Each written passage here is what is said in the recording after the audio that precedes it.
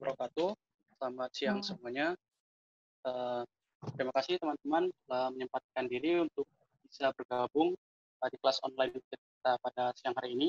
Siang hari ini kita akan membahas mengenai tips mendapatkan pembiayaan modal usaha melalui koperasi yang akan dibahas oleh Agus Prasetyo, Ketua Umum Koperasi Mahasiswa Universitas Negeri Jakarta, dan akan dipandu langsung oleh Ibu Yolona selaku partner at Deep Council. Langsung saja kepada Ibu Yolona, saya persilakan. Selamat siang Bapak Ibu, selamat datang di acara online klinik atau online kelas kami. Acara ini merupakan inisiasi Smesco Indonesia dengan Kementerian Koperasi dan UMKM, di mana setiap hari Jumat jam 2 sampai 4 sore, saya akan membawakan bersama narasumber-narasumber yang ahli di bidangnya terkait dengan pajak dan pembiayaan. Untuk hari ini kita sudah kedatangan narasumber dari Koperasi Simpan Pinjam mahasiswa di Universitas Yogyakarta ya? Oke. Jadi kenapa kita akan membawa topik mengenai koperasi simpan pinjam hari ini? Karena mungkin banyak UMKM yang belum bisa mendapatkan akses pembiayaan dari bank ataupun perusahaan pembiayaan lainnya. Nah, koperasi simpan pinjam ini merupakan salah satu alternatif lain untuk Bapak Ibu UMKM yang belum bisa mendapatkan akses pembiayaan ke bank yang biasanya memang untuk persyaratannya itu cukup menyulitkan dan terkadang juga terkendala oleh hal-hal lainnya seperti tidak tersedianya data penjualan, data transaksi, dan data laporan keuangan. Oke, tanpa memperpanjang waktu, saya akan mempersilahkan Bapak Agus untuk memulai materinya. Untuk Bapak Ibu yang ingin menanyakan pertanyaan, boleh dituliskan di kolom chat. Nanti setelah Pak Agus saya memaparkan materinya, saya akan membacakan beberapa pertanyaan yang sudah masuk, dan mudah-mudahan nanti kita bisa minta Pak Agus untuk membantu menjawab pertanyaan Bapak Ibu. Oke. Pak Agus, terima kasih banyak sudah bersedia nih berbagi informasi di sesi webinar Smesco siang hari ini. Silahkan Pak, saya persilahkan untuk memulai membawakan materinya. Ya, oke. Suaranya jelas ya? Jelas, Pak. Ya, oke. Terima kasih sebelumnya sudah memberikan waktunya dan kesempatannya. Mbak Ilona ya atau? Ya, betul Mbak. Betul Mas. Ya, oke. Sebelumnya Assalamualaikum warahmatullahi wabarakatuh. Waalaikumsalam. Selamat siang semuanya.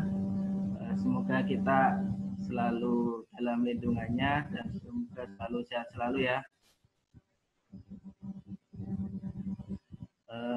Ini saya bisa share screen? Silakan Mas.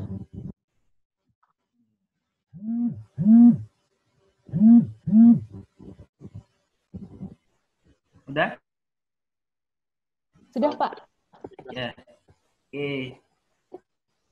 Mau tanya-tanya dulu ini kalau partisipannya berapa ya Mbak kalau boleh tahu? Yang udah dihubungi atau saat ini 39. Oh, yang mendaftar sekitar 50 Pak, tapi yang sudah masuk di Zoom sekarang 39 dan kita live streaming di Facebook juga Pak. Oh ya ya, oke siap. Sebelumnya perkenalan dulu ya. Yang belum pernah tahu, banyak kan juga belum tahu sih. Perkenalkan nama saya Agus Prasetyo, biasa dipanggil Agus. Ya umur masih 20 tahun karena kebetulan masih mahasiswa di Universitas Negeri Yogyakarta.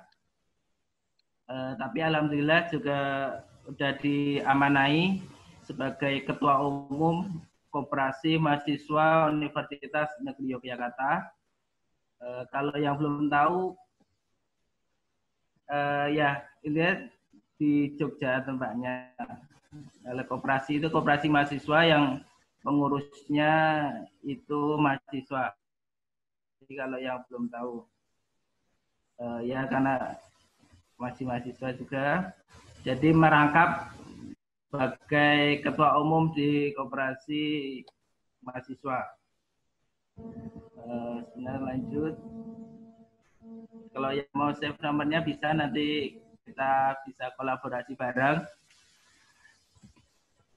Oke, mungkin mau minta salah satu orang dari partisipan untuk mengungkapkan mengapa mengikuti pada hari ini.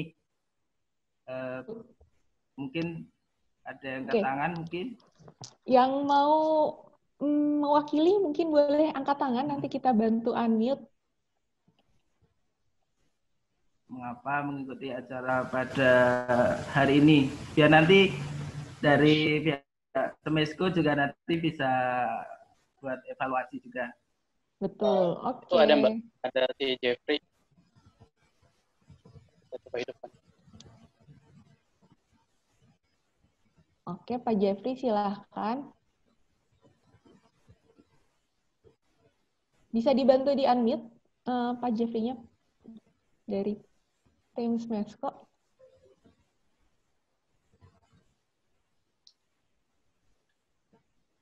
Oke, Pak Jeffrey. Assalamualaikum warahmatullahi wabarakatuh. Waalaikumsalam, Pak. Ya, saya mahasiswa juga, Bu, di sini. Dari universitas mana, Pak? Dari Universitas Pacamarga Probolinggo. Oke. Iya, Pak. Mungkin bisa diceritakan, ya, Pak, kenapa tertarik? Iya, Bu. Bisa diceritakan kenapa tertarik, Pak, mengikuti acara webinar? Tertarik banget karena saya di sini sebagai Ketua Umum Koperasi Mahasiswa di UPM. Oke. Ya. Berarti Bapak udah paham banget nih ya dengan koperasi. Koperasinya ada simpan pinjam juga berarti, Pak, ya? Sementara kita koperasinya tidak memakai simpan pinjam, Bu, lebih ke konsumtif. Lebih konsumsi maksudnya. Oke. Lebih ke konsumsi. Saya ingin tahu aja ini, kita kan kendala ke modal sih sebenarnya. Modal koperasi ya. Apalagi yang koperasi belum berbadan hukum. Nah, itu. Nah, caranya kita dapat modal selain meminjam. Itu. Kuncinya itu di mana? Saya masih belum tahu dan saya adalah ketua baru di koperasi UPM dan baru terbentuk pada bulan Oktober kemarin. Seperti itu, Ibu. Baik. Pak Agus, mungkin nanti bisa dibantu ya, Pak, ya, untuk menjawab pertanyaan dari Pak Jeffrey. Terima kasih.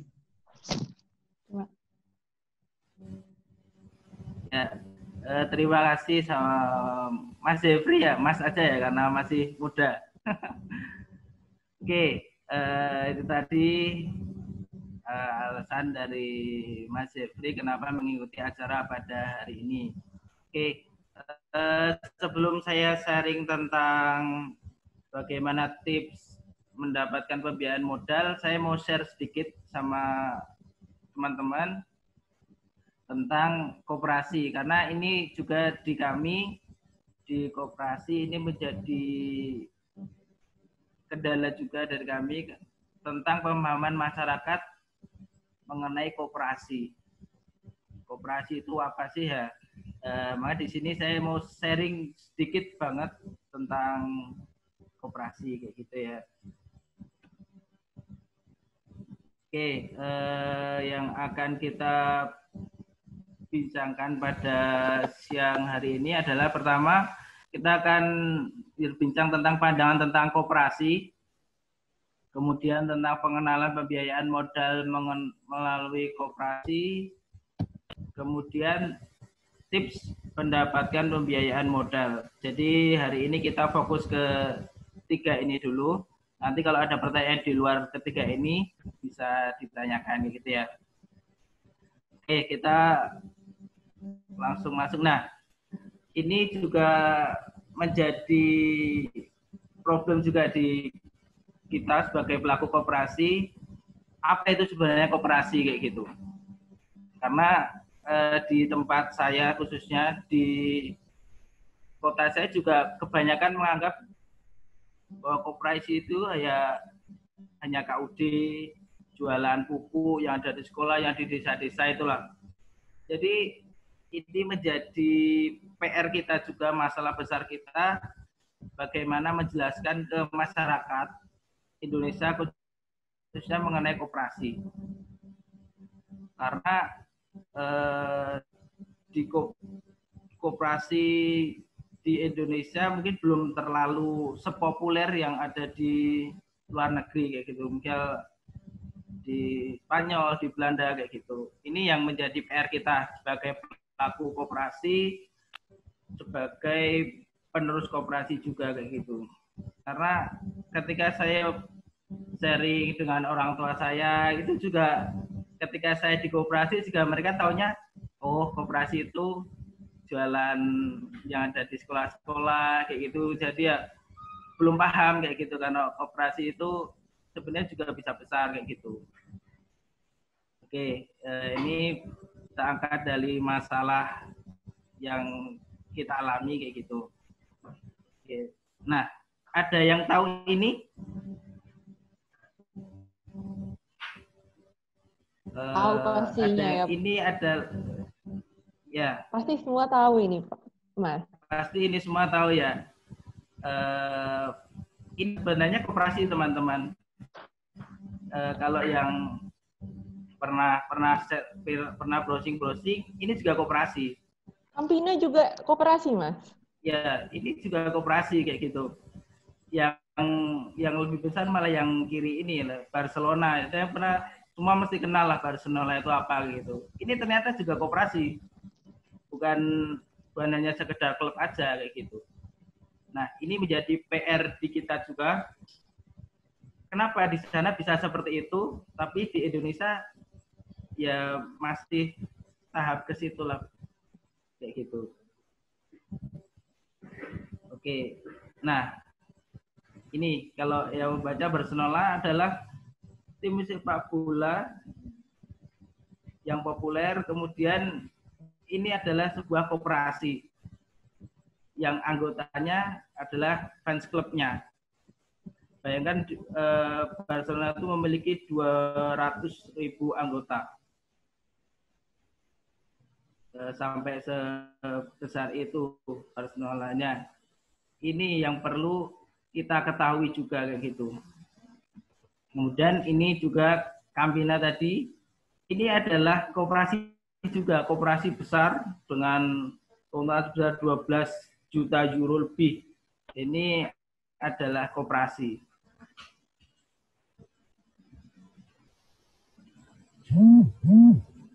Oke, kita lanjut. Nah, lalu apa sebenarnya koperasi kayak itu? Sebenarnya koperasi itu apa?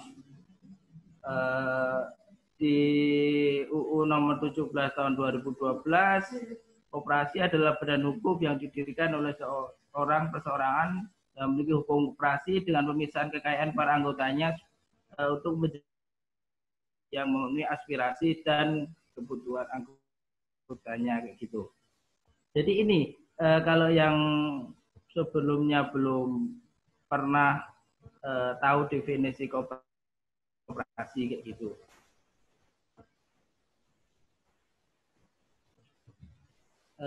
Suara saya jelas ya? Kok kayak putus-putus apa jelas?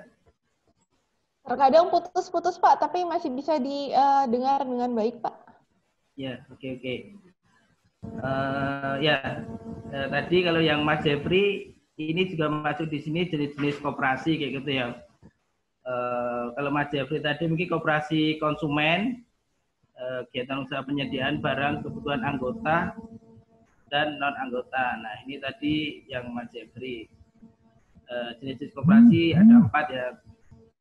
Dan ada koperasi produsen, koperasi jasa. Nah, yang kita bahas pada siang hari ini yaitu koperasi simpan pinjam. yang mana menjalankan usaha simpan pinjam untuk melayani anggota kayak gitu. Nah, siang hari ini kita fokus ke sini, ke koperasi simpan pinjam. Ya gitu ya, ini penjelasan sedikit tentang koperasi. Nah, menurut data per 31 Desember 2019, ini masih sangat sementara ya, nanti kalau dari Smesco ada data yang terbaru, ya mohon maaf ini data yang 30 Desember, itu jumlah koperasi di Indonesia ada 123.048. Mungkin sekarang udah nambah atau bisa juga turun. Ya gitu ya. Karena saya melihat di data 2015 itu malah trennya turun dari 200.000 ke sekarang menjadi 123.000. Nah, ini juga menjadi PR juga. Kenapa ini bisa terjadi kayak gitu? Oke, sampai sini paham dulu ya tentang koperasi. Nanti kalau mau tanya lebih detail atau mau tanya-tanya lebih dalam, nanti bisa.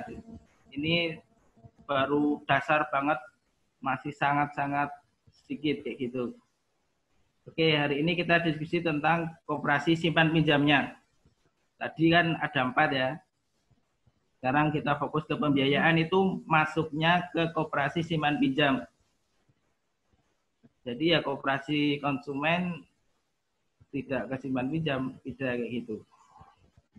Oke, kita lanjut. Pengenalan pembiayaan melalui koperasi. Nah, ini yang kita angkat pada siang hari ini. Mau memulai usaha, tapi bingung modal dari mana. Ini juga mungkin masalah dari Mas Jeffrey tadi ya, terkait bingung modalnya dari mana. Nah, bisa kalau Mas koperasi. Jeffrey bingung, sudah punya koperasinya, tapi modal koperasinya dari mana gitu. Mas Jeffrey nggak ingin koperasinya meminjam. Oke, nanti ada lain juga. Kalau nggak pengen meminjam, itu ada namanya meminta. Nanti saya jelaskan gimana teknisnya kayak gitu. Tapi mungkin yang berpartisipasi di siang hari ini banyak dari UMKM nih, Mas Agus, yang memang bingung nih, terutama di kondisi pandemi seperti ini ya, penjualan menurun, cash flow menipis, sementara untuk bisa bertahan kan tetap harus ini ya, jalan gitu ya usahanya.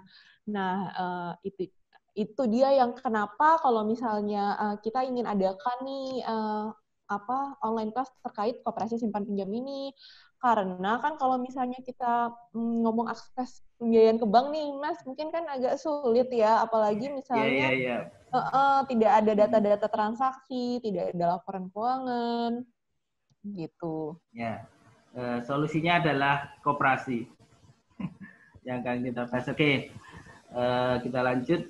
Nah, pertama, mengapa koperasi itu menjadi solusi kayak gitu ya.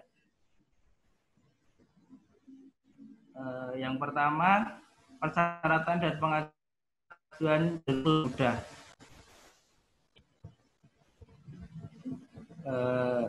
Kemudian yang kedua, bunganya flat atau bahkan menurun. Yang ketiga, mengurangi praktik rentenir kayak gitu ya. Keempat, nah ini juga ketika teman-teman atau bapak-bapak, ibu-ibu meminjam lewat koperasi, itu ada yang namanya SHU. Nanti saya jelaskan secara detail satu persatu ya. Kemudian yang 5, bunga cenderung lebih rendah. Nah, yang keenam ini menjadi primadona ya mungkin. Ada memang beberapa koperasi yang menyediakan pembiayaan atau pinjaman tanpa agungan atau jaminan. Oke. Saya jelaskan satu persatu. Pertama, persyaratan dan pengajuan cenderung lebih mudah. Kenapa? Tadi yang dijelaskan juga sama Mbak Ilona, mungkin dari teman-teman belum mempunyai pencatatan yang bagus yang nanti bisa diajukan ke bank misalnya. Karena kan kalau di bank kan harus ya syaratnya mulai dari gaji kalau ada itu biasanya, terus kemudian pencatatan yang sangat runtut itu harus, kalau sebuah usaha itu harus kayak gitu kan. Jadi kalau di koperasi itu lebih mudah karena kita konsepnya, karena kita tujuannya mensejahterakan anggota dan mempermudah anggota kayak gitu.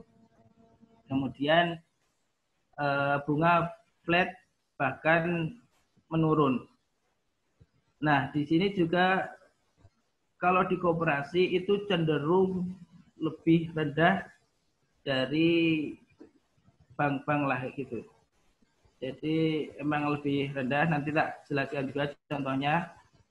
Kemudian yang ketiga mengenai praktik rentenir lah. Mungkin juga ada yang pernah dikejar-kejar, mungkin ada yang dikejar-kejar oleh rentenir. Nah ini ya, Mas ya, pinjaman online tuh biasanya. Nah itu juga banyak juga sekarang kasusnya itu yang pas masa kayak gini pinjam di online, kemudian dikejar-kejar. Banyak sekarang kayak gitu. Bunganya tinggi sekali itu ya kalau di pinjaman online. Ya semakin mudah syaratnya, semakin tinggi bunganya. Ya. Kemudian yang keempat mendapatkan SHU. SHU itu sisa hasil usaha. Jadi karena di sini usahanya itu milik anggota, jadi nanti di akhir tahun akan dibagikan sisa hasil usaha selama 1 tahun itu. Nah, karena kita sebagai anggota dan meminjam uang di koperasi, maka nanti kita berhak mendapatkan SHU-nya.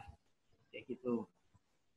Kemudian yang kelima tadi bunga lebih rendah, dan yang keenam tanpa agungan. Nah, ini cocok banget buat mungkin pebisnis awal, pengusaha awal yang belum memiliki jaminan, yang belum, ya intinya belum ada yang dijaminkan lah kayak gitu.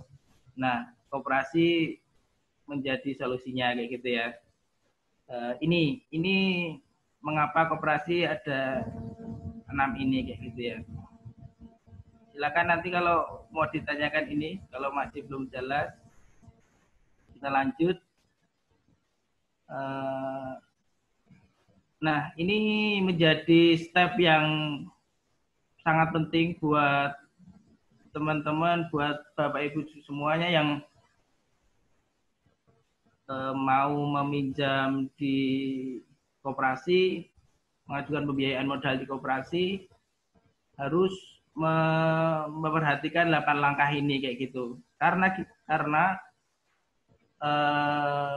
banyak sekali koperasi juga yang memang menyediakan simpan pinjam, namun ya kita perlu juga harus tahu sebenarnya di dalamnya itu seperti apa sih kayak gitu. Makanya perlu memperhatikan 8 step ini kayak gitu. Yang pertama, pastikan koperasi yang dipilih adalah koperasi simpan pinjam. Nah, tadi kan ada 4 ya koperasi. Nah, pastikan sebelum menjadi anggota, pastikan bahwa itu koperasi simpan pinjam kayak gitu. Jadi bukan koperasi konsumen, produsen kayak gitu. Memang harus koperasi simpan pinjam kayak gitu. Kemudian yang kedua, pilih koperasi simpan pinjam primer. Jadi ada primer, ada sekunder. Kalau primer itu yang bisa melayani perseorangan, bukan sebuah perusahaan atau kayak gitu ya. Kalau yang sekunder itu yang melayani bukan perseorangan kayak gitu. Kemudian yang ketiga ini juga menjadi lebih penting juga, pastikan koperasi simpan pinjam itu terdaftar di Kemenkop RI.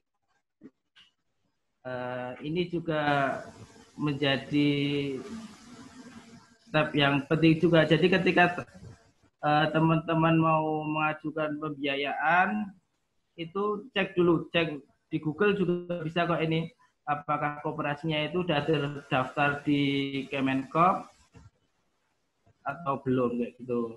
Kalau udah ya alhamdulillah berarti legalitasnya aman kayak gitu. Kalau belum ya perlu hati-hatilah kayak gitu. Kemudian koperasi itu memiliki izin penyelenggara yang jelas kayak gitu. Maksudnya memiliki perizinan yang jelas kayak gitu. Bukan hanya gimana ya, memiliki surat-surat yang jelas. Nanti di belakang ada, saya jelaskan apa aja kayak gitu ya. Kemudian yang kelima, pilih koperasi yang menyediakan pembiayaan tanpa agunan. Nah, kalau ini relatif sebenarnya. Mau memilih yang ada agunannya atau enggak. Karena memang koperasi itu memang macam-macam. Ada yang menyediakan ya harus memakai agunan, tapi ada juga yang enggak gitu. Nah, ini juga perlu nanti semisal sebelum masuk ke anggota bisa tanya-tanya ini kayak gitu. Kemudian yang keenam ada RAT rutin, rapat anggota tahunan rutin kayak gitu.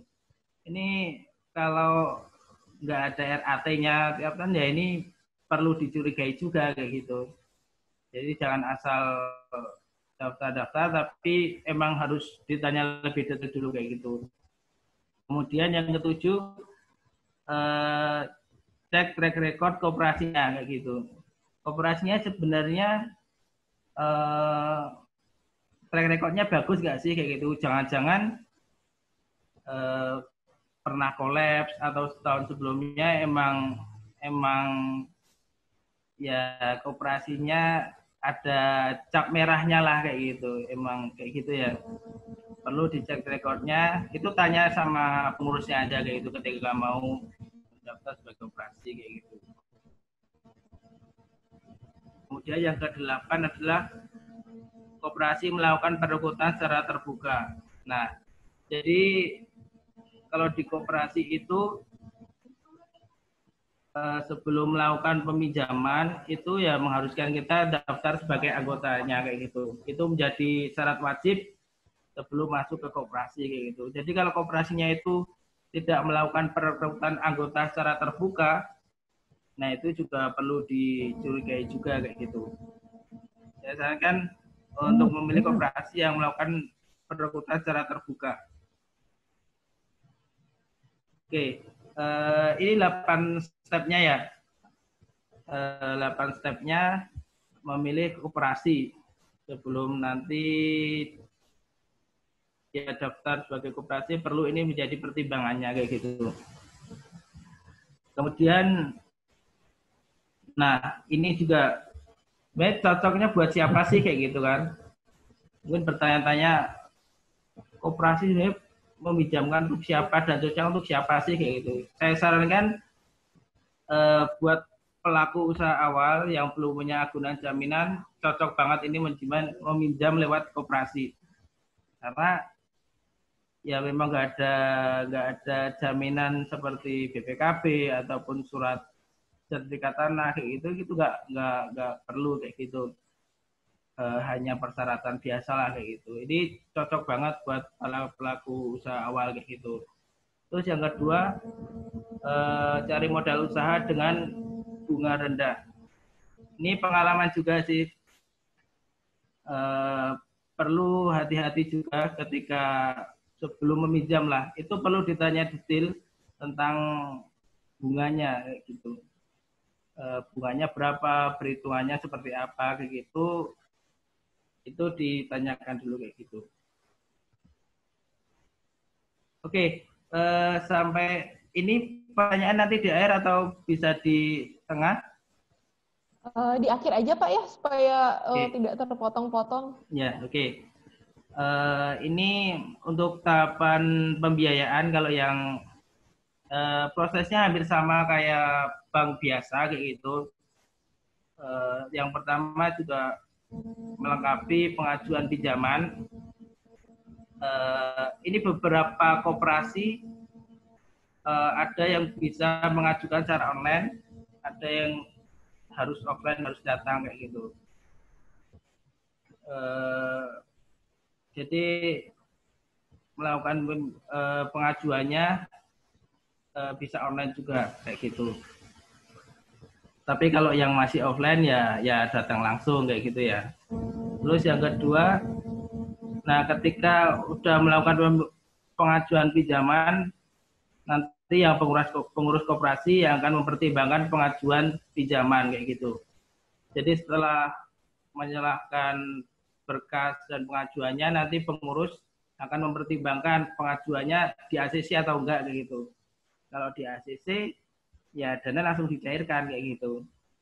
Nanti tinggal tanda tangan kontraknya, kontrak cicilan dan sebagainya kayak gitu. Jadi secara garis besar tahapannya hanya ini, dari pengajuan, terus kemudian pengurus mempertimbangkan, dan nanti kalau di ACC langsung cair kayak gitu. Jadi kalau yang pakai agunan itu kan nanti harus ada cek, misal surat tanah ya cek tanahnya kayak gitu. Kalau pakai BPKB motor ya cek fisik motornya kayak gitu. Jadi kalau di koperasi garis besarnya seperti ini kayak gitu. Nanti pas pengajuan itu bahkan dijelaskan syarat dan ketentuannya kayak gitu. Misal bunganya berapa, nanti bakalan dijelaskan saat tahapan pembiayaan ini kayak gitu. Kemudian, nah ini syarat pengajuan pembiayaannya kayak gitu. Pengajuan pembiayaan tadi, nah yang pertama berstatus sebagai anggota. Jadi bedanya koperasi sama bank itu, kalau di koperasi harus jadi anggota dulu, baru bisa mengajukan pinjaman kayak gitu.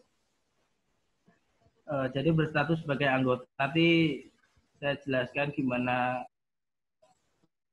cara menjadi anggota secara umum kayak gitu. Kemudian yang kedua, mengisi formulir. Nah ini sama lah, mengisi formulir. Kemudian yang ketiga, menyerahkan fotokopi KTP, KK kayak gitu. Nah kalau di kita itu karena kita juga menarget mahasiswa juga, jadi kita ada KTM juga, kartu tanda mahasiswa kayak gitu. Jadi karena kita menarget mahasiswa juga ada persyaratan. Tapi kalau teman-teman bukan mahasiswa ya nggak perlu KTM kayak gitu, cukup KTP sama KK aja kayak gitu. Terus kalau yang udah nikah ada fotokopi buku nikah juga. Nah ini yang kelima, jika koperasi yang kita pilih itu harus memakai agunan kayak gitu. Biasanya memakai BPKB, sertifikat kayak gitu. Tapi karena nggak pakai agunan, berarti yang nomor 5 ini enggak kayak gitu. Terus nomor 6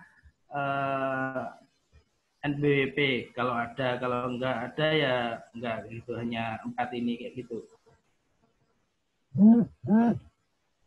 Nah ini karena tadi kan syarat pengajuan itu harus menjadi anggota. Nah ini syarat secara umum koperasi ya di seluruh Indonesia lah kayak gitu. Ini 4 ini kayak gitu. Yang pertama warga negara Indonesia jelas, Kemudian yang kedua, keanggotaan bersifat perorangan dan bukan dalam bentuk badan hukum gitu. Kemudian bersedia membayar simpanan pokok dan simpanan wajib. Nah, ini juga kewajiban dari anggota itu membayar simpanan pokok dan simpanan wajib. Simpanan pokok itu di awal, kalau simpanan wajib itu tiap bulan gitu. Jadi tergantung tiap koperasi bisa berbeda untuk simpanan pokok dan simpanan wajibnya kayak gitu. Kalau di koperasi kita itu simpanan wajibnya 5.000 per bulan.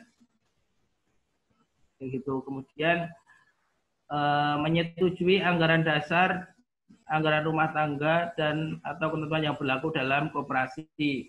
Jadi nanti ketika teman-teman daftar koperasi, nanti setelah daftar langsung disodori tentang anggaran dasar dan anggaran rumah tangga. Jadi anggaran dasar itu peraturan-peraturan yang diberlakukan di koperasi itu. Oke, nah ini tadi ya terkait gimana sih prosesnya melakukan pinjaman kayak gitu. Jadi menyerahkan berkas-berkas, mengisi formulir pengajuan diperiksa oleh pengurus, kemudian kalau disetujui akan dicairkan, kemudian menyetujui kontrak cicilan dan lain-lain kayak gitu ya. Nah, kemudian terkait perhitungan bunga juga ini ada yang pertama itu bunga flat. Mungkin dari teman-teman kalau pernah meminjam di bank itu menggunakan bunga flat. Jadi dari bulan pertama sampai bulan misal 1 tahun, 2 tahun, 12 bulan itu bunganya sama. Misal per bulan 100.000 ya nanti sampai bulan ke-12 sama gitu ya, 100.000 kayak gitu. Ini dari teman-teman paham lah tentang ini kayak gitu. Jadi flat sama tiap bulan kayak gitu. Selama pinjamnya 3 tahun, ya selama 36 bulan bunganya sama kayak gitu. Kemudian yang kedua itu ada bunga menurun. Jadi kalau rumusnya itu sisa pokok dikali suku bunga per 30 hari dikali jumlah hari kayak gitu ya. Ini contohnya kayak gini. Misal Mas Jeffrey meminjam 1 juta. Ini jumlah harinya karena ini tenggang waktunya 1 bulan ya. Ini di minggu pertama. Nah, ini kan sisa pokok 1 juta kali suku bunganya 1%. Kemudian dibagi 30 hari dikali jumlah hari. Jumlah hari ini karena angsuran pertamanya 6 hari, ini bunganya ketemu 2.000. Terus sama di angsuran berikutnya sisa pokoknya 600.000. Terus 12 hari 600.000 dikali 1% per 30 hari kali 12. Jadi bunganya menurun kayak gitu ya. Ini 2.400, 1.500 sampai ke 0 kayak gitu. Ini saya mencontohkannya pinjamannya 1 juta. Nanti bisa dihitung-hitung. Misal pokoknya 10 juta dan sebagainya kayak gitu. Rumusnya seperti ini. Kemudian yang ketiga, ini salah maaf, tipu kayak gitu. Bunga menurun efektif. Rumusnya hampir sama ya. Kalau ini saldo dikali suku bunga per 12 bulan. Gitu. Contoh 6 juta, angsuran pokoknya 1 juta, kemudian perhitungannya 6 juta dikali 12%, per 12 60.000 kayak gitu. Kalau ini menurunnya efektif 10.000 tiap bulan kayak gitu sampai angsurannya lunas kayak gitu. Jadi ada 3 ya untuk perhitungan bunganya. Nanti ini tiap koperasi beda-beda. Ada yang menerapkan flat juga ada yang menurun juga ada, tergantung koperasinya gitu. Kemudian, nah kalau tahapan angsuran sama lah, tiap koperasi, kalau bank juga sama lah, datang langsung atau bisa transfer gitu. Kalau di tempat kita di koperasi mahasiswa UNY itu juga bisa dua-duanya, bisa datang langsung, bisa transfer kayak gitu.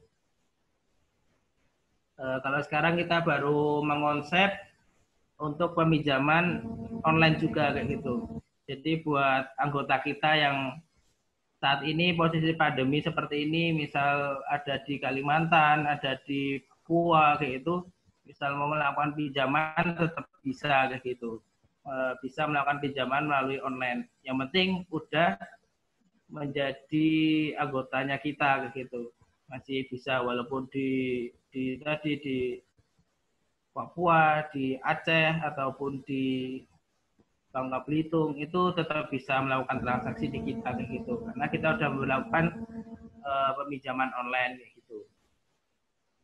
Kemudian ini juga mungkin menjadi pertanyaan dari teman-teman atau Bapak Ibu. Apakah ada alternatif pinjaman yang lebih mudah tanpa jaminan? Saya jawab ada. Mesti ada. Namun tetap ada kelebihan dan kekurangannya. Ya, sebagai contoh tadi, misal pinjaman online itu lebih mudah dan tanpa jaminan juga. Tapi ya tadi bunganya relatif lebih tinggi kayak gitu. Tapi saat ini kalau saya sarankan ke koperasi aja kayak gitu. Kalau yang lebih mudah ya emang ada kayak gitu. Terus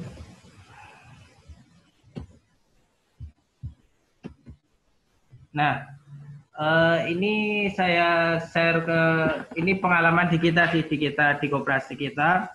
Kenapa sih karena ya mengajukan itu ada yang kita ACC cepat, ada yang lama gitu. Nah, itu kita ada alasannya juga gitu. Misal Mas Adi mengajukan, Mas Adi sama Mas Jeffrey hari Senin mengajukan kayak gitu. Tapi pencairannya nggak bareng, itu bisa beda kayak gitu.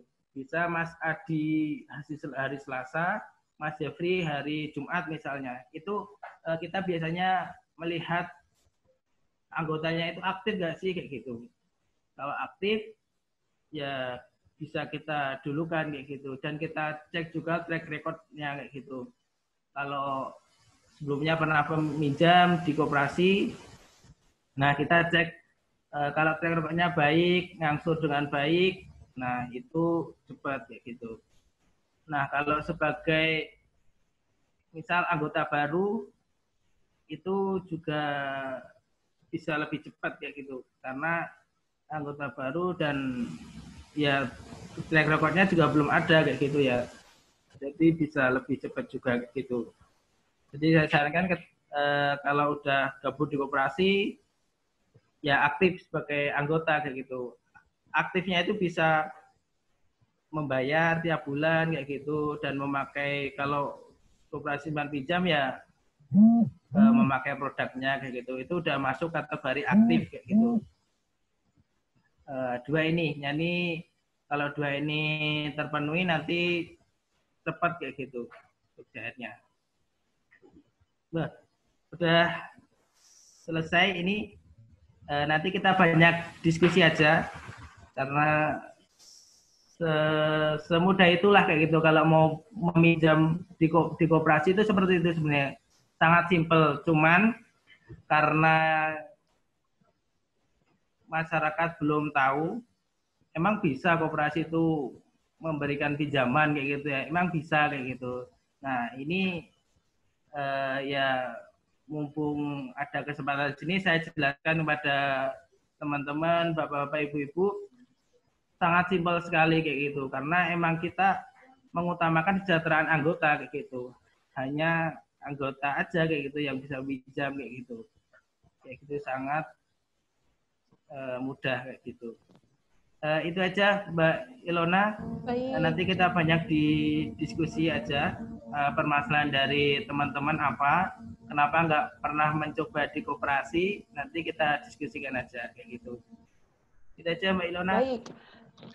Terima kasih banyak Mas Agus atas pemaparannya nih tentang koperasi. Tentunya akan sangat membantu ya sebelum kita masuk lebih jauh terkait pembahasan koperasi simpan pinjam. Pak, ada beberapa pertanyaan nih dari saya. Tadi saya udah lihat syarat-syarat menjadi anggota, Pak. Apakah ada keterbatasan lokasi, Pak? Misalnya untuk anggota yang mau mendaftar menjadi koperasi, seperti Bapak kan di Jogja ya. Apakah Bapak hanya menerima anggota di Jogja atau itu terbuka di seluruh Indonesia, Pak? Oh ya, oke. Langsung saya jawab? Ya, silakan Pak, langsung dijawab. Ya, oke. Bisa, saya jawab bisa. Jadi anggota kita banyak juga yang di luar Jawa, ada yang di Pulau Sumatera, Kalimantan, kayak gitu. Jadi awalnya bisa mereka mahasiswa, dunia mahasiswa, terus kemudian lulus, nah mereka pulang, nah masih menjadi anggota kayak gitu. Yang penting mereka tetap membayar SW kayak gitu, memakai produknya kita kayak gitu, meminjam di kita kayak gitu. Jadi sebenarnya kita emang koperasi mahasiswa, tapi anggota kita nggak hanya mahasiswa kayak gitu. Berarti yang tidak pernah menjadi mahasiswa di Universitas Negeri Yogyakarta bisa bergabung juga, Pak? Sangat bisa kayak gitu. Karena bisa juga kita ya? juga banyak anggota kita yang dosen, guru, masyarakat kayak gitu. Itu juga banyak kayak gitu. Jadi ya nggak, emang namanya kita koperasi mahasiswa, tapi anggota kita juga banyak yang bukan berasal dari mahasiswa kayak itu. Kayak gitu sih, Mbak Ilona. Jadi kalau mau gabung di kita nanti bisa lewat online kayak gitu. Oke, bisa online ya. Karena kan kalau misalnya di luar kota nih dengan kondisi saat ini kan susah sekali ya Pak ya kalau misalnya harus datang langsung ke kantor koperasinya. Oke, untuk Bapak Ibu yang memang membutuhkan pembiayaan tadi sudah dijelaskan ya manfaat-manfaatnya atau keuntungan-keuntungannya dari koperasi simpan pinjam. Salah satunya itu bunganya yang lebih itu ya lebih bersahabat ya. Kalau saya boleh tahu Mas Agus, berapa sih bunga untuk pinjaman di koperasi simpan pinjam tempat Mas Agus? Ya, oke. Ini sebenarnya bervariasi tiap koperasi ya. Mesti ada yang ya karena tiap koperasi memiliki peraturan sendiri ya. Kalau di koperasi mahasiswa kita itu dibagi dalam 2 kategori. Jadi kalau anggota biasa itu 1,8%. Oke. Nah, yang kedua itu khusus untuk internal. Misal manajemen atau karyawan kita, kayak gitu, itu 1,5%. Oke, berarti kalau untuk Bapak Ibu UMKM yang ingin membutuhkan permodalan itu bunganya 1,8% per tahun ya, Pak? Iya. Per tahun ya. Oke, ini cukup rendah ya, Pak ya? Jauh di bawah. Sangat bersahabat sih kayak gitu. Menurut saya sangat bersahabat kayak sangat gitu. Bersahabat sekali bunganya ya. Jauh lebih rendah dibanding bunga kur bahkan ya. Oke. Pak, saya mau nanya juga nih, selain meminjam, berarti kan akan ada juga anggota-anggota yang memang menyimpan uangnya di koperasi gitu Pak ya. Berarti untuk Bapak Ibu yang memang berniat menyimpan di koperasi itu juga bisa ya Pak ya. Kira-kira bunganya berapa sih Pak yang bisa didapatkan gitu dari anggota koperasi simpan pinjam yang menginvestasikan uangnya di sana? Oke, kayak gitu. Jadi kita menyimpan juga ada dua. Ada tabunganku namanya. Tabunganku itu tabungan koma WNY gitu. Yang satunya kita juga ada depositonya. Oke. Jadi tabungan sama deposito kayak gitu. Kalau deposito kita ada 60% kayak gitu. Oh, proporsinya 60% yang menaruh uangnya dalam bentuk deposito. Oke. Bunganya kira-kira berapa itu, Mas, yang bisa didapatkan oleh anggota yang menginvestasikan? Kalau bunga itu 20%. 20%? Ya. Oke. Cukup tinggi ya, imbal hasilnya ya, Mas ya. Kalau kita taruh deposito di bank kan hanya sekitar 5%. Sebenarnya kita kan karena kita nggak hanya fokus di simpan pinjam aja Mbak kayak gitu. Oke. Jadi untuk teman-teman yang menyimpan di kita, karena kita tuh sebenarnya ada 5 unit usaha Mbak. Oke. Jadi untuk simpan pinjam itu salah satu divisi kita. Oke. Ada yang koperasi produktif, kita konsumtif, juga gitu-gitu ada ya? Kayak gitu. Jadi untuk simpan pinjam itu salah satu unit usaha kita. Kita juga ada di minimarket, kita ada di kuliner juga, ada di jasa kayak gitu. Oke. Kayak gitu sih Mbak. Jadi cukup bervariatif ya. Ya, kayak gitu. Oke Pak, saya akan mulai membacakan nih pertanyaan yang masuk. Ada dari Ibu Nova Dahlia. Selamat siang, saya mau bertanya apa persyaratan untuk pengajuan modal usaha di koperasi? Tadi kita sudah sempat dibahas kan ya Mas ya, di share Mas Agus ya. Mungkin ini pertanyaannya tadi sebelum sampai di slide itu gitu. Nah, ini saya yakin tadi sudah terjawab Ibu Nova. Kalau misalnya memang kira-kira ada pertanyaan lebih lanjut terkait persyaratan, nanti bisa ditulis lagi di kolom chat. Nah, pertanyaan keduanya nih, berapa sih limit yang diberikan oleh koperasi terkait peminjaman modal usaha mungkin di koperasi simpan pinjamnya, Mas? Oke. Kalau untuk limit juga sama tadi bervariasi macam-macam ya. Tergantung koperasinya kayak gitu. Ada yang limitnya 10 juta, 100 juta, 1 miliar, 2 miliar juga bahkan ada koperasi kayak gitu kan. Mungkin dari teman-teman atau Bapak Ibu belum ada yang tahu kalau koperasi itu ternyata juga bisa meminjamkan dengan limit sampai 2 miliar kayak gitu. Kayak gitu. Jadi macam-macam dan bervariasi, ya, berbeda-beda tergantung koperasinya kayak gitu. Oke, kalau di koperasi tempat Mas Agus sendiri berapa? Di koperasi mahasiswa UNY ini? Kalau di kita karena kan kebanyakan itu kita yang memakai malah mahasiswa juga kayak itu. Jadi kalau untuk mahasiswa itu kita limit 10 juta kayak gitu. 10 juta ya. Karena kebanyakan mahasiswa mungkin mau waktunya membayar UKT atau biaya kuliah, tapi ternyata belum dapat transferan kayak gitu ya. Nah biasanya mereka solusinya ke kita kayak gitu, karena kita juga kerjasama dengan kampus kan untuk kayak gitu. Oke.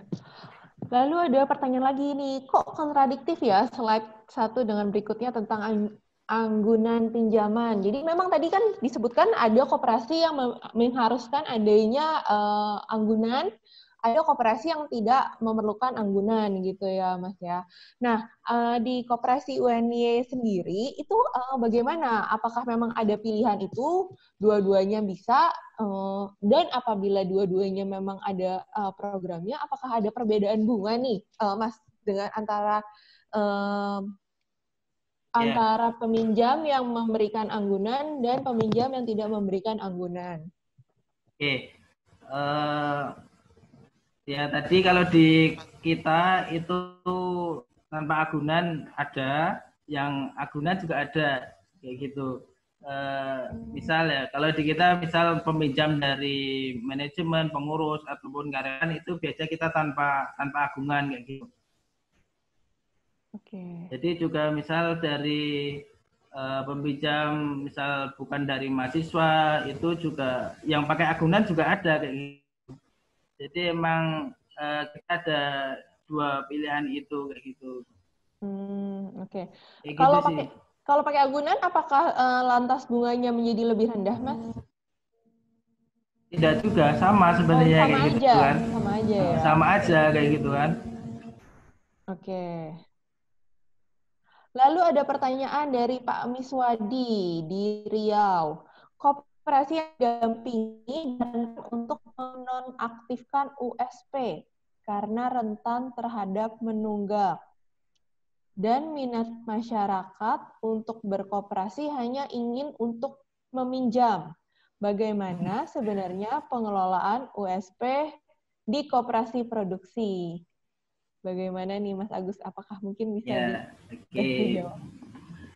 Ya, kalau tadi juga menjadi ya hampir semua koperasi kayak gitu memiliki masalah itu tadi ya kayak gitu. Tapi di kita tekankan bahwa ini milik kita bersama gitu loh, karena ini kan kita kan juga sebagai pemilik koperasi kayak gitu kan. Jadi kalau mereka misal hanya meminjam aja tanpa mengembalikan, nanti namanya koperasi pinjam-pinjam bukan simpan pinjam gitu kan. Jadi emang kita di awal kita katakan bahwa ini milik kita bersama kayak gitu, bukan hanya milik pengurus aja, manajemen aja kayak gitu. Jadi kalau semisal mereka nggak mengembalikan, ya ini milik orang banyak, milik bersama kayak gitu. Ini apa namanya? Ya nanti bukan namanya bukan simpan pinjam nanti kayak gitu kan, malah pinjam aja kayak gitu kan. Oke Pak. Lalu ada pertanyaan lagi nih dari Naufal di Kaltim. Berapa ya Pak simpanan wajib koperasi minimalnya nih Pak? Mungkin range-nya aja, karena kan mungkin pastinya tiap koperasi berbeda-beda ya. Simpanan wajibnya gitu. Mungkin supaya Bapak Ibu ada gambaran nih berapa sih simpanan wajibnya untuk di koperasi itu. Ya, oke. Kalau gambaran ya tadi saya jelaskan itu relatif juga beda-beda tiap koperasi. Tapi kalau di kita 5.000 per bulan. Oh, oke. Jadi terjangkau sekali ya. 5.000 per bulan itu ya kita sekali jajan aja 5.000 lebih lah biasanya kan tuh. Jajan buat jajan 5.000 lebih. Itu kita bisa gabung di koperasi gitu. Hanya 5 bulan gitu kan. Ya menurut saya mahasiswa aja sangat tertarik, apalagi yang bukan mahasiswa gitu kan. Dan itu uangnya bukan untuk koperasi gitu, itu untuk usaha kita kayak gitu ya. Nanti ketika kita mau keluar sebagai anggota, uangnya kita kembalikan gitu, itu nggak kita ambil gitu. Gitu ya. Jadi ya untung banget gitu menurut saya gitu kan ya. Hanya 5.000 dan itu kalau keluar ya kita kembalikan. Jadi kayak hanya uang deposit aja gitu ya Mas ya? Ya, buat modal bersama lah ibaratnya kayak gitu kan, bersama buat kita usaha. Nanti ketika keluar ya kita kembalikan, itu haknya anggota kayak gitu. Kayak gitu sih. Baik, kita lanjut ke pertanyaan berikutnya nih. Dari Hotma Silalahi. Ini bingung dia Mas, kok bisa kalau kita simpan itu bunganya 20%, tapi kalau minjam hanya 1,8%. Jauh sekali gitu kan. Ya mungkin kan koperasi ini seperti yang tadi disebutkan di Mas Agus itu bukan hanya koperasi simpan pinjam ya, tapi ada berbagai jenis usaha lain yang memang produktif gitu ya, uang-uang ada minimarket dan lain-lain. Jadi emang gitu ya. Mungkin bisa dijelaskan nih Mas, kok bisa gitu loh ya memberikan bunga setinggi itu, padahal untuk anggota yang meminjam itu bunganya kecil sekali, 1,8% aja. Ya, sebenarnya ini sejarah dari ini dulu, ini juga sebenarnya simpan pinjamnya itu kita bentuk untuk membantu manajemen dan karyawan aja kayak gitu kan. Jadi dulu itu kita belum membuka untuk anggota non karyawan dan manajemen kayak gitu kan. Jadi itu dulu bukan divisi kita, bukan divisi usaha kita gitu. Kita hanya membantu lah kayak gitu, membantu buat manajemen dan karyawan untuk ya untuk meminjam uang lah kayak gitu. Jadi kita bantu lewat kita gitu kan. Nah, ya seiring dengan kita ya pelan-pelan kita menjadi divisi simpan pinjam kayak gitu. Dan ya tadi karena di kita nggak fokus hanya di simpan pinjam aja.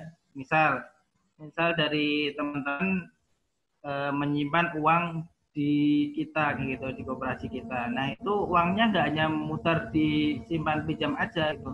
Kita putarkan di seluruh divisinya kita, ada di minimarketnya kita, ada di kulinernya kita, jasa kita gitu. Jadi kita putarnya di situ semuanya kayak gitu.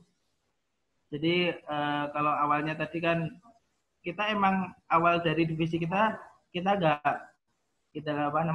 nggak ibaratnya belum mengambil untung karena kita hanya membantu kan awalnya membantu buat manajemen dan karyawan kayak gitu. Tapi itu di kita kayak gitu, di koperasi banyak banget macam-macamnya kayak gitu. Makanya ketika teman-teman sebelum gabung di koperasi tanya secara detailnya itu dulu kayak gitu, karena beda-beda. Ada yang koperasi itu khusus simpan pinjamnya, ya berarti kan ya mesti perhitungannya beda kayak tadi kayak gitu. Karena kita tadi kayak gitu ya seperti itu kayak gitu. Memang beda-beda kayak gitu. Oke. Kayak gitu. Jadi memang koperasi mahasiswa UNY ini ada berbagai macam lini usahanya ya Mas ya, bukan hanya di koperasi simpan pinjam, ada koperasi produktif, konsumtif, termasuk ada di usaha-usaha lain seperti minimarket dan kuliner.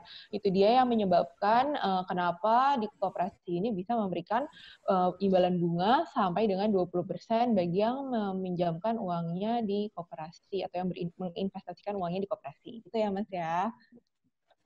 Gitu. Oke, ada pertanyaan lagi nih, Mas, bagaimana sih proses surveinya untuk yang minjam jarak jauh? Lalu apa-apa aja mungkin Mas yang perlu diperhatikan oleh pemohon anggota yang memohon untuk meminjam dari luar kota gitu. Lalu lantas proses surveinya seperti apa? Kalau untuk yang survei jauh tadi itu memang sekarang belum berjalan di kita, baru kita konsep kayak gitu kan ya. Kalau yang maksudnya jarak jauh, misal peminjam misal di Kalimantan atau Sumatera, sekarang kita belum ke situ kayak gitu. Maksudnya belum kita jalankan kayak gitu kan, terkait nanti teknisnya seperti apa kayak gitu. Tapi kalau yang sekarang yang masih area Jogja, Jawa Tengah kayak gitu, masih kita survei seperti biasa kayak gitu. Kita datangi, kalau semisal pakai motor ya justru bawa ke Koma, terus kita cek fisiknya gitu. Kalau pakai surat tanah dan lain-lain ya kita survei kayak gitu. Kayak gitu sih kalau untuk yang online belum berjalan saat ini kayak gitu. Oke. Jadi di gitu Kopmar UNY ini untuk yang online itu belum bisa jalan gitu ya Mas ya, karena mungkin masih terkendala dengan pandemi ini kan susah ya kalau untuk mau survei keluar kota seperti itu ya. Berarti untuk yang UMKM di luar daerah Jogja dan Jawa Tengah itu belum bisa dong ya, Mas ya, mengajukan pinjaman di. Ya, next setelah ini kalau kita launching lah gitu, kita launching karena kita baru mengembangkan aplikasi juga buat itu tadi kayak gitu. segera kita launching lah ke itu tadi gitu. Oke, pertanyaan selanjutnya nih dari Pak Theophilus Yason. Apakah bisa Mas di Kopma UNY meminjam dana akan tetapi usahanya belum mulai atau masih dalam berbentuk bisnis plan? Ya, Kalau bisa itu. gimana tuh Mas? Kalau di bank itu kan harus sudah beroperasional 6 bulan, setahu saya. Ya. Jadi kalau yang baru mau memulai usaha nih, mungkin yang ada yang di PHK, lalu sekarang mau memulai usaha gitu, itu apakah bisa mendapatkan pinjaman di koperasi simpan pinjam? Ya, kalau untuk itu kemarin kita juga habis ada program pembiayaan usaha kayak gitu. Itu ada yang wujudnya hibah, ada juga yang pinjaman kayak gitu kan. Nah, emang sasaran kita emang yang usahanya belum jalan, makanya usahanya belum jalan kita support dengan kita gitu, dengan operasi kita kayak gitu. Kalau untuk yang usahanya belum jalan, Mas, apakah diwajibkan memberikan agunan? Enggak ya, enggak perlu ya. Kita hanya seleksi bisnis plan-nya kayak gitu. Seperti apa kayak gitu baru kita, karena kita juga biasanya kalau pendampingan usaha itu kita ada yang mendampingi. Kita juga bekerja sama. Jadi kita berusaha untuk mendampingi kayak gitu. Kita karena yang seperti itu ya memang harus didampingi karena kita kerjasama dengan dinas juga pendampingan itu kayak gitu.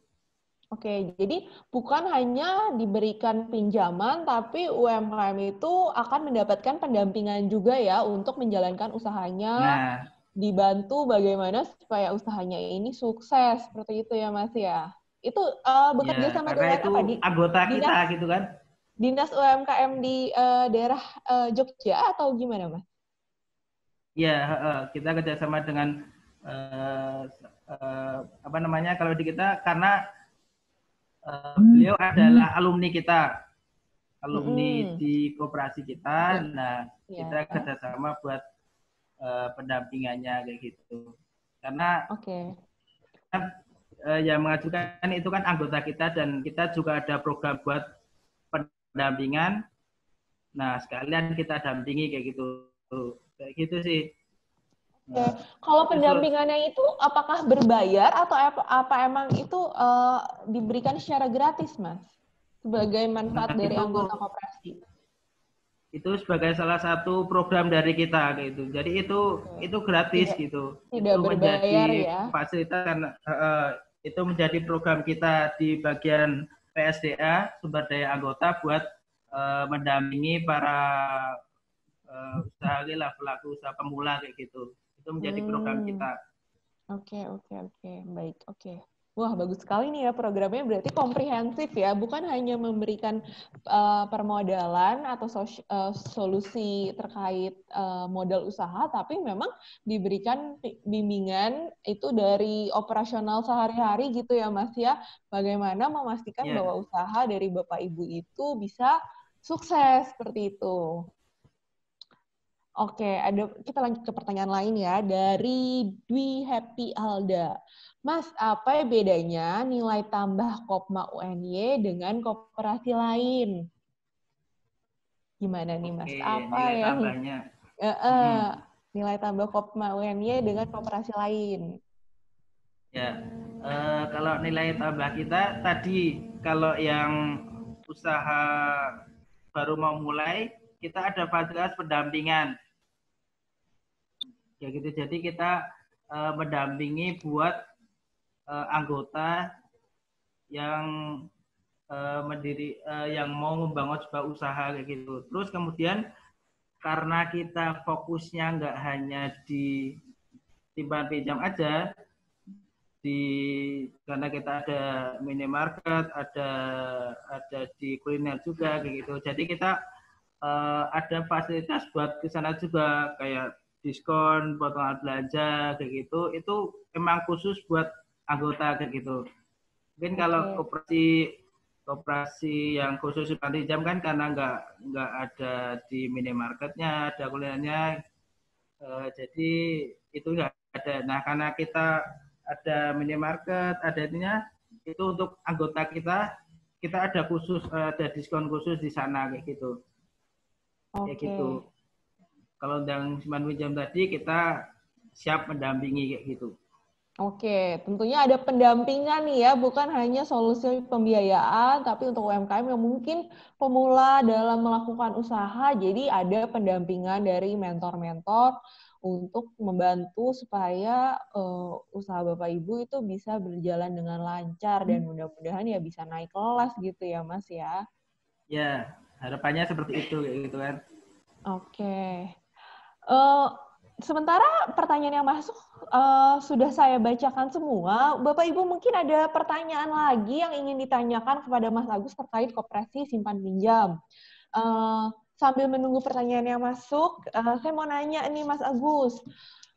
Ada beberapa UMKM yang saya temui itu mengalami kesulitan pendanaan seperti akses ke kredit usaha rakyat atau ke yang sekarang marak itu fintech ya, seperti peer-to-peer lending gitu. Mereka ini terkendala kenapa? Karena sudah masuk ke dalam daftar hitam Bank Indonesia terkait mungkin adanya dulu tunggakan pinjaman atau kartu kredit gitu ya, Mas. Apakah koperasi ini bisa menjadi salah satu opsi untuk para UMKM yang berada di dalam daftar hitam BI checking atau yang sering kita sebut dengan SLIK OJK ya?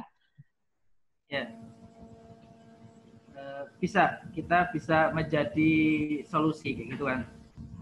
Bisa ya. Jadi kita karena fokus utama adalah kesejahteraan anggota dan ya anggota itu segalanya lah kayak gitu. Ya untuk koperasi jarang lah yang apa namanya cek BI checking dulu kayak gitu. Karena di kita enggak kayak gitu. Intinya anggota itu adalah ya segalanya dan usaha kita juga milik anggota gitu kan. Karena ada tadi sisa hasil usaha itu ya, seperti dividen gitu ya. Jadi dari hasil usaha koperasi dibagikan lagi kepada anggota nanti ya, dari semua lini usaha koperasi itu sendiri ya. Oke, jadi ini solusi yang cukup baik ya bagi Bapak Ibu yang memang terkendala untuk mendapatkan pinjaman di institusi financial seperti bank, lalu perusahaan-perusahaan leasing, dan yang sekarang marak perusahaan peer-to-peer lending atau fintech. Karena memang banyak dari UMKM itu sudah hampir kehabisan akal gitu ya untuk mendapatkan permodalan dari mana lagi nih gitu, karena saya masuk ke dalam daftar hitam BI gitu. Nah, jadi jangan khawatir Bapak Ibu UMKM, jangan dulu kecil hati, kita masih ada solusinya yaitu peminjaman melalui koperasi.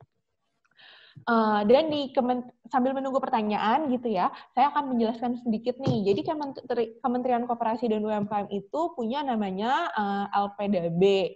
LPDB ini memberikan pembiayaan kepada koperasi-koperasi yang memang membutuhkan modal usaha seperti itu. Dahulunya LPDB ini memberikan juga pembiayaan kepada UMKM.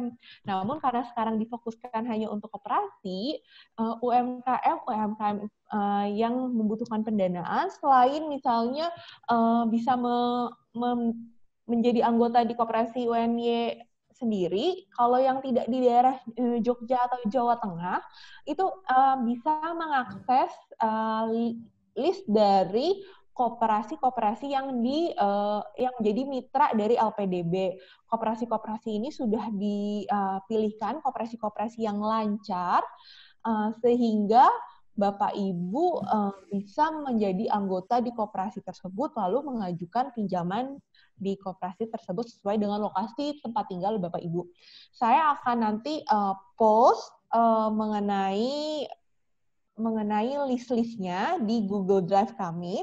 Tapi kalau saya boleh share screen sebentar sambil menunggu pertanyaannya masuk, Bapak Ibu, saya akan tunjukkan sedikit aja dari listnya gitu ya, mengenai apa saja sih daftar koperasi lancar ya, di masing-masing daerah yang memang bisa diakses oleh UMKM untuk mendapatkan pinjaman seperti itu ya. Oke, saya screen.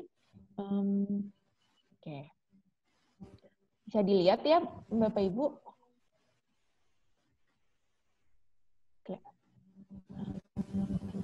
Kelihatan ya screen saya. Oke.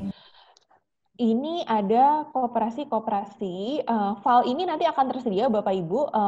Mas Syukran mungkin bisa dibantu link ke Google Drive-nya untuk file list koperasi ini bisa ditaruh di kolom chat sehingga Bapak Ibu yang berminat untuk mencari lebih lanjut mengenai mitra koperasi LPDB itu bisa mengakses filenya. Ini adalah koperasi-koperasi yang menjadi mitra LPDB. Di sini sudah saya sortir hanya koperasi simpan pinjam yang ditampilkan. Lalu dengan statusnya lancar, berarti tidak terindikasi ada masalah keuangan. Ini nama mitra koperasinya, lalu alamatnya, di sini kecamatannya, kabupatennya, provinsi. Jadi mungkin Bapak Ibu boleh mulai melakukan pencarian berdasarkan provinsi ini. Di sini ada Jogja, DKI, Jawa Barat, Jawa Tengah, Jawa Timur, sampai ke Papua pun ada gitu ya mitranya. Lalu setelah misalnya nih saya mau cari mitra yang di Lampung. Oke, ini ada di Kota Gajah. Koperasi simpan pinjamnya, kita bisa mengakses di sini alamatnya, nama mitranya yaitu BMT Asyafi'iyah Berkah Nasional, lalu alamatnya di Jalan Jenderal Sudirman, Kota Lampung Tengah, terus kita bisa lihat nih ketua pengelolanya siapa, nomor teleponnya, lalu ada bendaharanya Pak Mudofir, dan ada sekretarisnya. Jadi Bapak Ibu yang tidak berlokasi di Yogyakarta dan Jawa Tengah, jangan kecil hati dulu, bisa tetap mendapatkan pembiayaan untuk modal usahanya melalui koperasi-koperasi yang filenya ini bisa nanti diakses melalui link di Google Drive kami, seperti itu ya. Oke, saya akan stop sharing. Nanti, oke, boleh di-sharing daftar mitra LPDB. Oke, boleh. Mas Syukran, tolong diberikan linknya di kolom chat supaya peserta bisa mengakses file Excel tersebut. Baik, apakah ada pertanyaan lebih lanjut nih? Kita tunggu 5 menit lagi. Kalau tidak ada pertanyaan lebih lanjut, kita akan menutup sesi sore hari ini. Gitu. Mas Agus, mungkin bisa diceritakan nih, kalau misalnya dari anggota-anggota ini gitu ya, ingin mengetahui informasi atau program-program lebih lanjut terkait nanti misalnya sudah ada launching untuk pemberian pinjaman kepada anggota di luar kota, itu bisa apakah ada sosial medianya atau ada websitenya atau apa gitu, mungkin bisa diinformasikan, Mas? Ya. Karena bisa memantau gitu ya untuk perkembangan. Buat teman-teman ataupun Bapak Ibu yang mau mengakses tentang informasi tentang kita, nanti bisa cek di Instagram kita. Nanti di Instagram itu ada nomor yang langsung ditujukan ke bagian humas kita, gitu juga ada. Gitu. Nanti kalau sama info terbaru tentang kita, launching tentang tadi, nanti bakal kita infokan melalui sosial media kita di @kopma_uny. Oke, mungkin Mas Agus bisa dibantu ditulis di kolom chat supaya semuanya tidak ada yang nih. Ya, oke. Untuk Instagramnya kopma_uny. Bapak Ibu kalau misalnya ingin mengetahui tentang program-program lebih lanjut di kopma_uny, follow Instagramnya, nanti akan dipublish di situ ya, Mas Agus ya, untuk informasi terbaru. Nanti terkait info-info terbaru akan kita share ke Instagram kita kayak gitu. Oke. ya ingat pertanyaan dari Mas Jeffrey tadi ya, kayaknya di awal tadi. Oh iya, belum sempat terkait. kita jawab ya, Mas ya. Boleh silakan Mas Agus. Oke, ini pertanyaan yang banyak ditanyakan juga ya. Gimana caranya biar dapat modal usaha tapi nggak minjam gitu kan ya?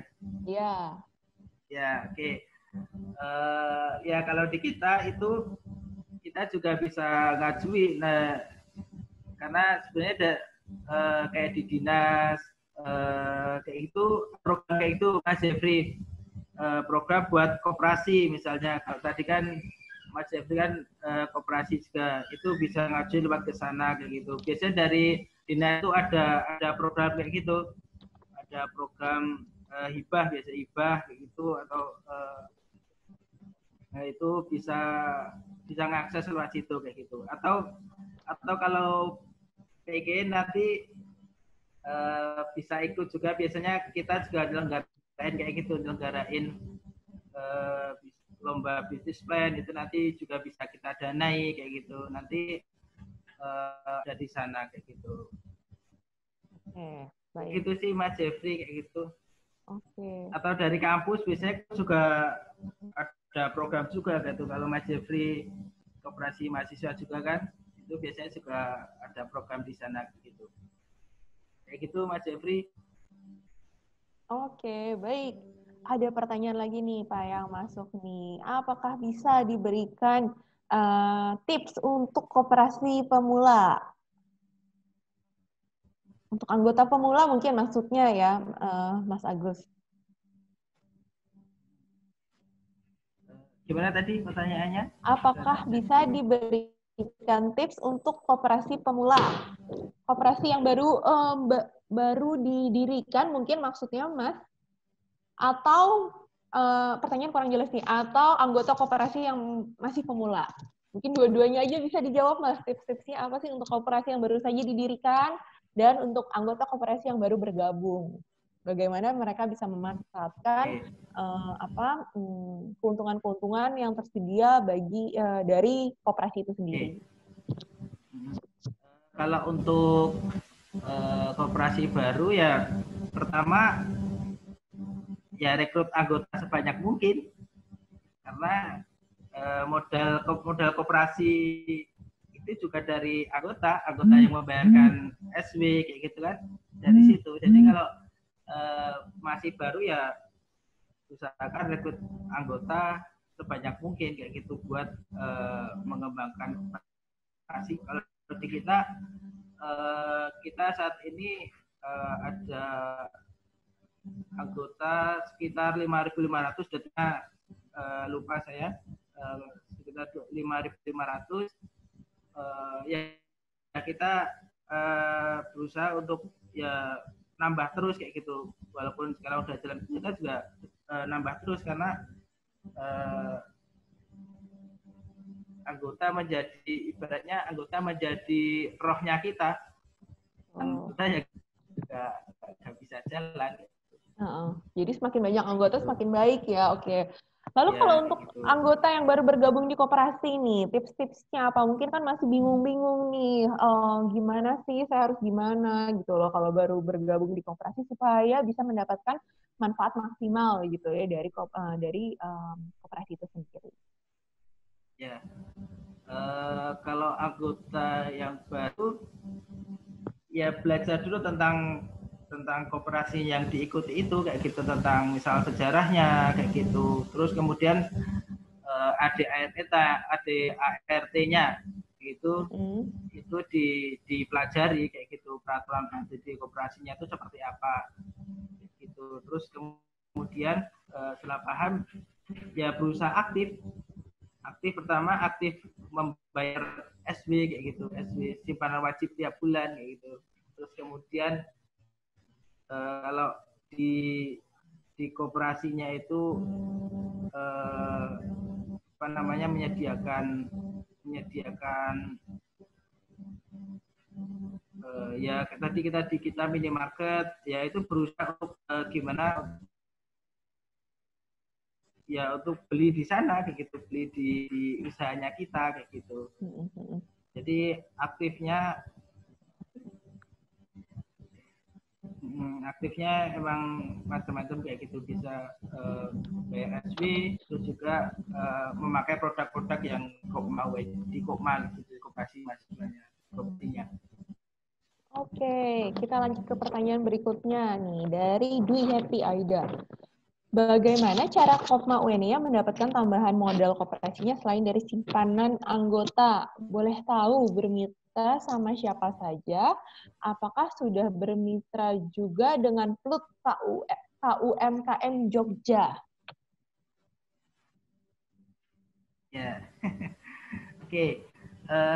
Kalau untuk tambahan modal saat ini kita hanya dari anggota saja. Kita belum meminjam dari bank dan sebagainya. Kita saat ini hanya mengandalkan dari anggota begitu. Kalau tambahan modal ya bukan dari bank kayak gitu, dari anggota kayak gitu. Kemudian kalau mitra ya kita mitranya kalau mitra di usahanya kita ke supplier kayak gitu, karena di supplier itu kita juga sering dapat tambahan modal juga dari sana gitu, bisa mengajukan di sana kayak gitu. Kemudian bermitra dengan PLUT KUMKM apakah sudah? Ya, kebetulan konsultan PLUT KUMKM Jogja itu alumni kita gitu, Rahyu kan, alumninya Kopma UNY. Jadi itu alumninya Kopma UNY. Jadi kita sangat dekat banget dengan PLUT kayak gitu. Oke. Itu yang akan memberikan bimbingan untuk UMKM yang baru akan memulai usahanya ya, Pak ya? Ya, salah satunya dari sana juga. Dari PLUT ya? Sama juga dengan sana. Oke, baik. Lalu ada pertanyaan dari Theophilus Yasun. Mas, apakah boleh didetailkan lagi syarat-syarat dan ketentuan bisnis plan yang seperti apa yang bisa lolos seleksi peminjaman dana Kopma UNY? Terima kasih. Oke. Kalau setelah detailnya nanti kita kirim ininya aja bisa ke Mbak Ilona, atau nanti kita share biar teman-teman dipelajari kayak gitu. Kalau secara detailnya kan ya kan, nah kita ada syaratnya, nanti kalau tak jelasin semuanya nanti pusing ya. Nanti malam bisa kayak gitu. Boleh. Ya. Jadi, kalau boleh nih Mas, mungkin bisa di-share nanti supaya teman-teman yang bergabung di webinar hari ini bisa membaca lebih detail lagi nih, apa aja sih yang perlu disiapkan dari bisnis plan ya, supaya memastikan nih permohonan pinjamannya itu disetujui oleh koperasi simpan pinjam gitu ya, khususnya dari koperasi UNY. Oke, nanti kita akan share. Jadi semua materi dari hari ini nanti bisa diakses melalui link yang tadi sudah diberikan, bit.ly #smesco/materi kelas pajak di folder nomor 15. Nanti di sana bisa dicek terkait materi-materi hari ini.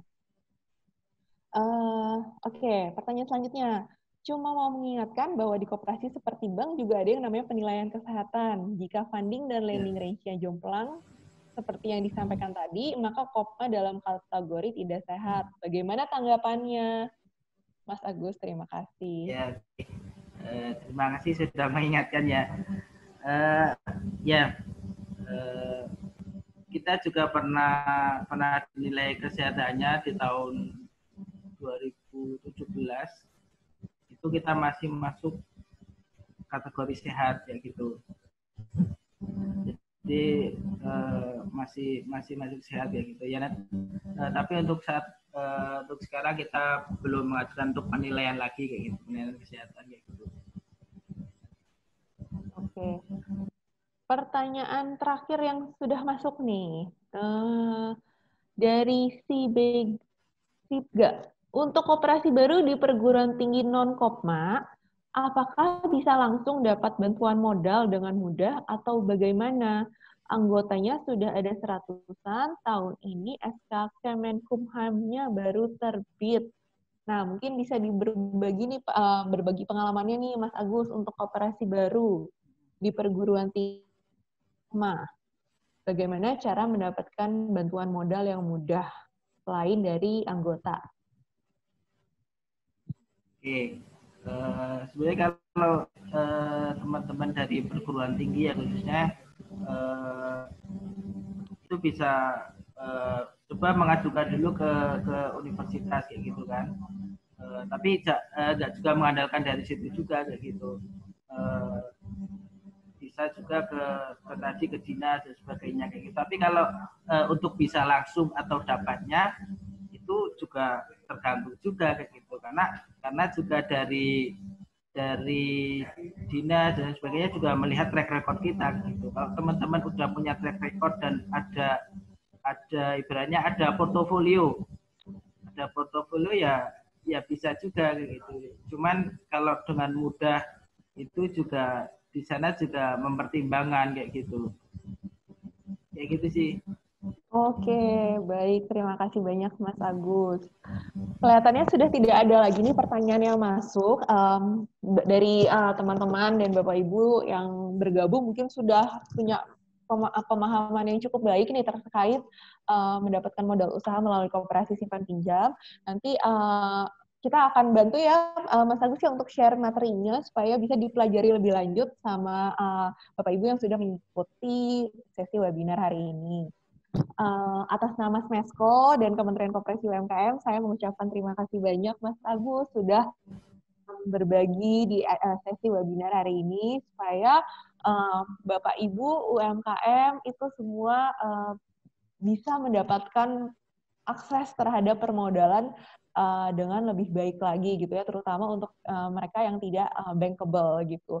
Terima kasih banyak Mas Agus sudah meluangkan waktunya untuk berbagi ilmu dan tips-tips di acara kita sore hari ini. Mudah-mudahan kita bisa dapat bertemu di lain kesempatan lagi ya Mas Agus ya. Sama-sama Mbak. Baik, terima kasih banyak Bapak Ibu yang sudah bergabung dan mengikuti sampai sesi ini selesai. Untuk sesi minggu depan, saya akan membawakan mengenai jenis-jenis pemotongan pajak yang wajib dilaksanakan oleh usaha yang berbentuk badan hukum seperti CV dan PT. Itu ada, selain ada kewajiban menyetor pajak penghasilan dari usaha itu sendiri, ada kewajiban juga potong pungut terhadap pembayaran kepada vendor atau lawan transaksi. Seperti biasa, sesi online kelas saya akan diadakan setiap hari Jumat di jam 2 sampai jam 4 sore. Mudah-mudahan kita bisa bertemu di sesi-sesi berikutnya. Selamat sore, sampai jumpa. Terima kasih banyak. Terima kasih juga kepada tim Smesco yang sudah membantu terkait teknis acara sore hari ini. Terima kasih banyak, Mas Agus. Sampai jumpa di lain kesempatan ya, Mas.